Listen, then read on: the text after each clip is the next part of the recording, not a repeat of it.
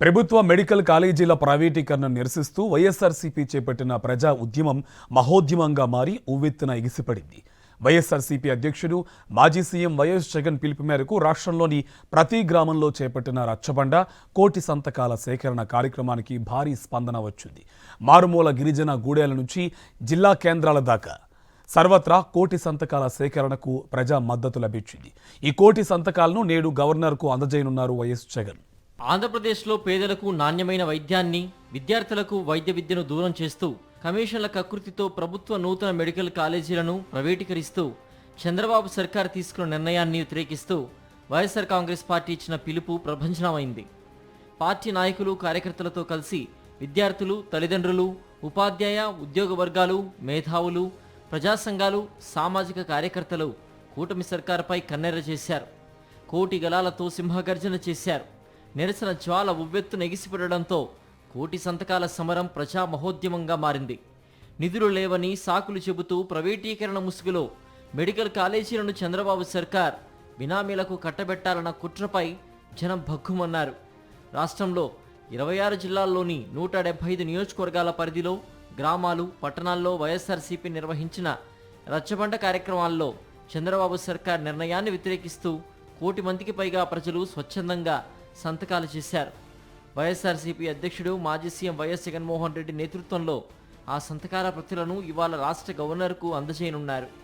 Medical కాలేజీల ప్రైవేటీకరణను నిలిపివేసి వాటిని ప్రభుత్వమే నిర్వహించేలా చర్యలు తీసుకోవాలని గవర్నర్కు విజ్ఞప్తి చేయనున్నారు. 1923 నుంచి 2019లో వైఎస్ఆర్సీపీ ప్రభుత్వం అధికారంలోకి వచ్చే నాటికి కేవలం 11 ప్రభుత్వ మెడికల్ కాలేజీలు మాత్రమే ఉన్నాయి.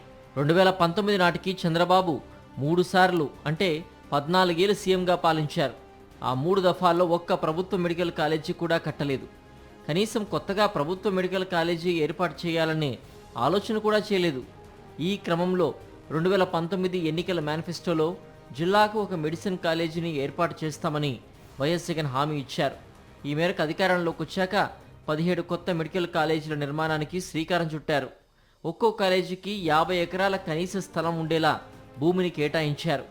అయితే 2024లో అధికారంలోకి వచ్చిన చంద్రబాబు ప్రభుత్వ మెడికల్ కాలేజీల్ని పీపీపీపీ మోడ్ పేరుతో ప్రైవేటీకరణ కుట్రకు తెరలేపారు. కమిషన్ల కకృతితో మెడికల్ కాలేజీలను ప్రైవేటీకరించాలని చంద్రబాబు సర్కార్ నిర్ణయించడాన్ని నిరసిస్తూ అక్టోబర్ 7న వైఎస్ జగన్ ప్రజా ఉద్యమానికి పిలుపునిచ్చారు. ఉద్యమ కార్యాచరణను ప్రకటించారు. అక్టోబర్ 9న నర్సీపట్నం మెడికల్ కాలేజీని సందర్శించి సమర భేరి మోగించారు. అక్టోబర్ 10 నుంచి నవంబర్ ఆఖరి వరకు 175 నియోజకవర్గాల్లో, గ్రామాలు, పట్టణాల్లో వైఎస్ఆర్సీపీ నేతలు విస్తృతంగా రచ్చబండ కార్యక్రమాలను నిర్వహించారు. భవిష్యత్తులో లక్షల కోట్ల విలువ చేసే మెడికల్ కాలేజీలను బినామీలకు కట్టబెట్టాలన్న చంద్రబాబు కుట్రను, పేదలకు నాణ్యమైన వైద్యం, విద్యను దూరం చేస్తున్న దురాగతాన్ని ప్రజల కళ్లకు కట్టినట్లు వివరించారు. వీటికి ప్రజల నుంచి విశేష స్పందన లభించింది. చంద్రబాబు సర్కార్ నిర్ణయాన్ని నిరసిస్తూ మెడికల్ కాలేజీలని ప్రభుత్వ రంగంలో నిర్వహించాలని డిమాండ్ చేస్తూ కోటి మందికి పైగా ప్రజలు స్వచ్ఛందంగా సంతకాలు చేశారు.